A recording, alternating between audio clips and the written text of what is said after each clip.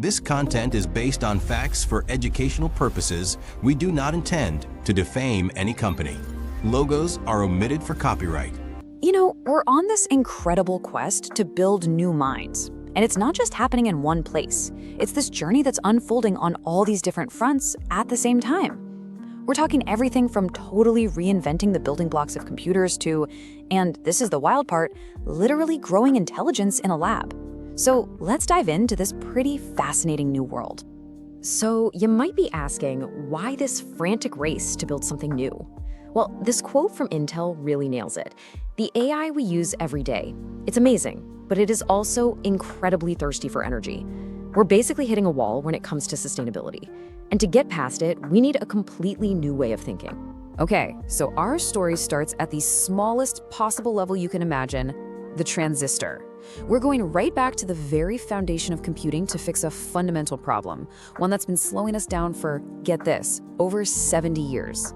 And here is that problem. See, ever since 1949, pretty much all our computers have been built the same way. The processor, the brain, is in one spot and the memory is in another.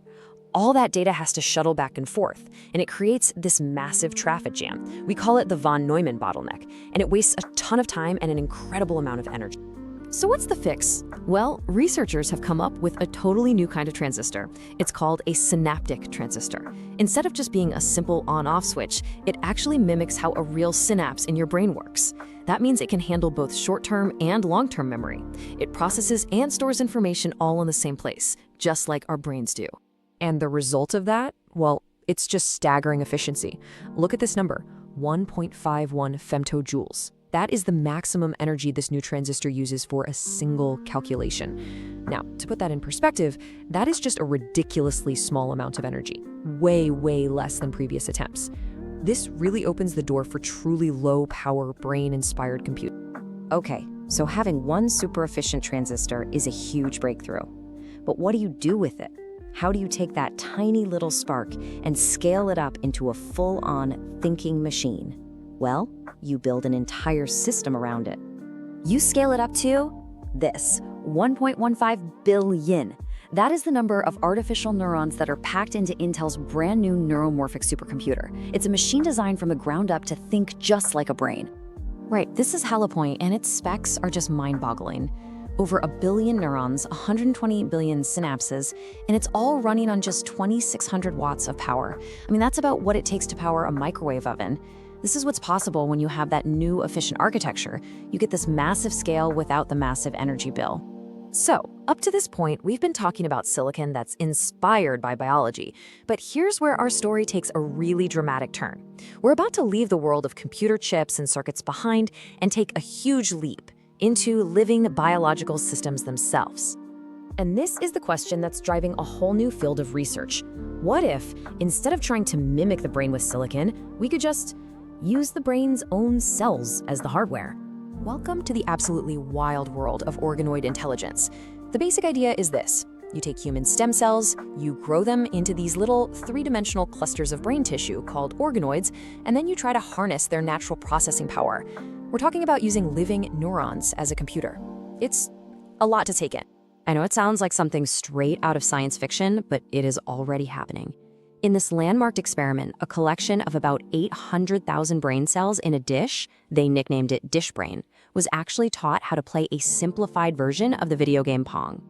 So, how on earth did they do that? Well, the process is actually beautifully simple. The cells were given electrical signals for sensory input, telling them where the ball was.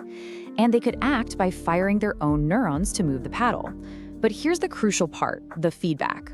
When they hit the ball, they got a nice, orderly electrical signal. But when they missed, they got a blast of chaotic, random noise. The cells actually learned to hit the ball, not because they wanted to win, but because they wanted to make their world more predictable. Okay, so this technology is moving forward at an incredible pace. It's going from a wild idea in a lab to something that's going to need real-world rules and real oversight. So the big question becomes, how do we as a society actually govern this new frontier? Well, governments are already starting to put frameworks in place. The European Union, for example, is proposing this really comprehensive Biotech Act. It's an attempt to establish clear rules for this emerging field, and it covers pretty much everything from research funding all the way to product approval. And a big reason for this proactive approach? It really comes down to competitiveness.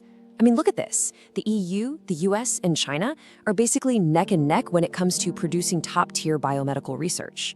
For the EU, having a single, unified set of rules is seen as absolutely essential to turn all that scientific strength into real economic leadership.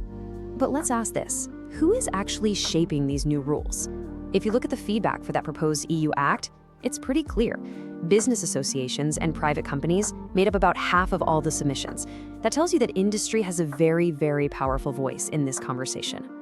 All right, we've covered the silicon, we've covered the living cells, and we've covered the laws. But all of that leaves one final and really profound question. When we create these systems that can learn and adapt on their own, what is it that we're actually creating? I mean, seriously, does DishBrain's ability to play Pong mean that it's intelligent? Does it have experiences? Does it feel anything? Or is it just a really complex biological reflex? This is the exact point where technology runs headfirst into philosophy. You know, philosophers have been wrestling with this kind of problem for decades. And there's a really famous thought experiment called the Chinese room argument that gives us a powerful way to think about this whole dilemma. So the argument asks you to imagine a person in a locked room. They don't speak a word of Chinese, but they have this giant rule book. They get Chinese characters slipped under the door, they follow the rules in the book to find the right characters to send back, and to an outsider, it looks like they're having a fluent conversation. They've mastered the rules, the syntax, but they have zero understanding of the meaning, the semantics. So the question is DishBrain just following rules to get a predictable outcome, or does it actually understand the game? And that right there leaves us with the ultimate question, one that researchers and ethicists and really all of us are going to have to confront. At what point does a complex pattern of behavior stop being just a sophisticated response and start becoming a genuine internal experience? We don't have the answer yet, but the journey to find it has just begun. Thanks so much for joining me on this experiment.